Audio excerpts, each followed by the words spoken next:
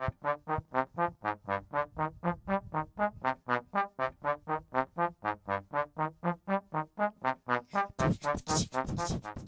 to Matrices for Size Changes. We need to do a quick geometric review about size changes and the similar figures that are produced, and then we'll move to the matrix work. Let's start with rectangle Mike. He is 4 feet long and he is 2 feet tall. We're going to multiply Mike by a size change factor of 2, and he's going to become Mike prime, or M prime, I prime, K prime, E prime. Now, his corresponding sides will then double, so the 2 feet will become 4 feet in the height, and the length will become 8 feet after a size change of magnitude 2.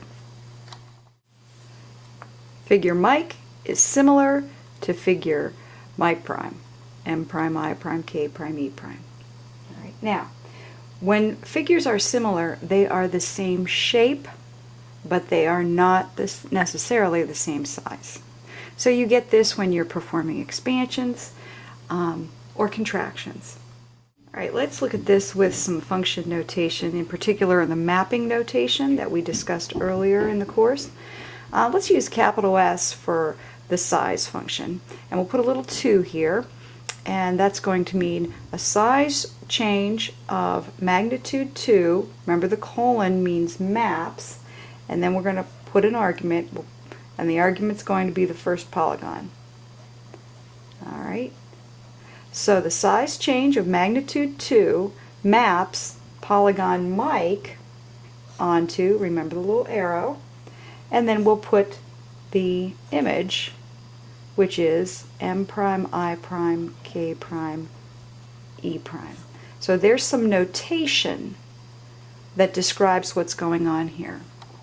Now, in any size change transformation, when you're creating similar figures, the ratios of corresponding sides will always be equal. Okay, let's take a look at what that is. Alright, so here we have the ratios set up in geometric notation.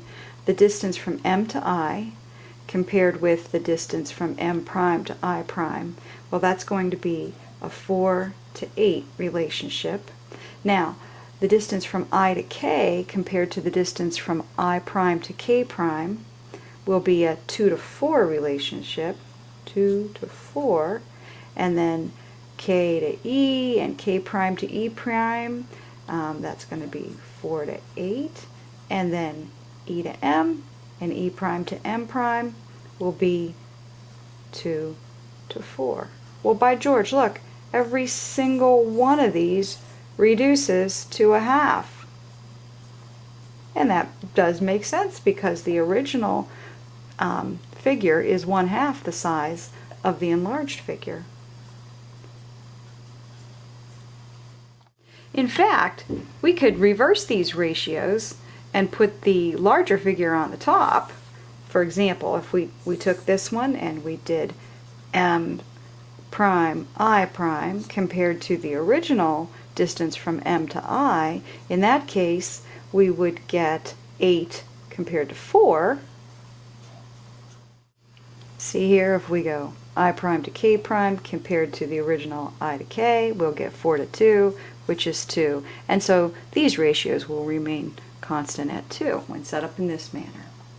Alright, now that's just a brief geometric review of similar figures in size change transformations. Now, what does this have to do with matrices? Let's go ahead and graph Mike. We'll put him on a little grid and we'll make sure that his length and height are what they were just moments ago. There he is. He's at -1, 1, and 3, 1, and 3, -1, and -1, -1. By George, by Jingo, he's still 4 units long and 2 units tall. Alright, now we see the point matrix that describes Mike. Remember, when you do a point matrix, the coordinates are listed vertically in the matrix and they go in the same order that the polygon is named. So here is the -1, +1, for the m, the 3 is at, or the I is at 3 comma 1, and so on and so on. So there's the point matrix for Mike. Now we did have a size change factor to move to Mike prime of 2, so we can do this with scalar multiplication. Look, Mike prime is equal to twice the value, the matrix value of Mike. So let's go ahead and see what we're going to get there. If we double all this, this will become negative 2, positive 2, 6, 2, 6, negative 2, negative 2, negative 2. Now, let's take these new values, graph them, and see if we really do get a graph where the lengths are twice what they were in Mike. Well, here we have it.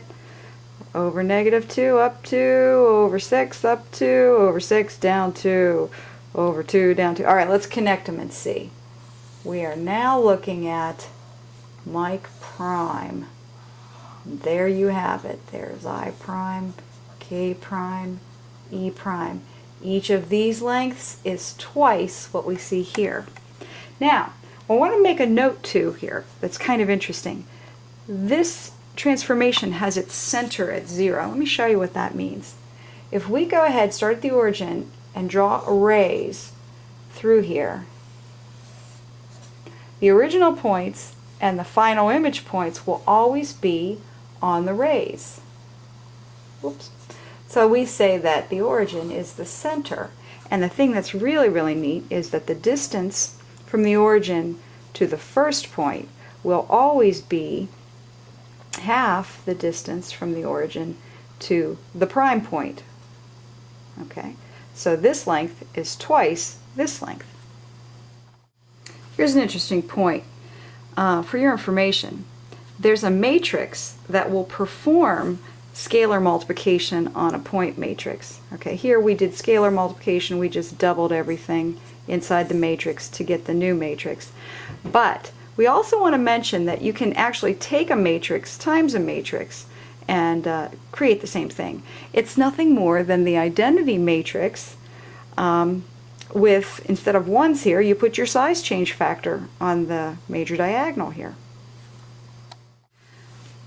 So we could get the same thing we have up here by writing it this way, and the results would be the same. Let's take a real quick look. 2 times negative 1 would give me negative 2. 0 times 1 is 0, so negative 2 plus 0 is negative 2.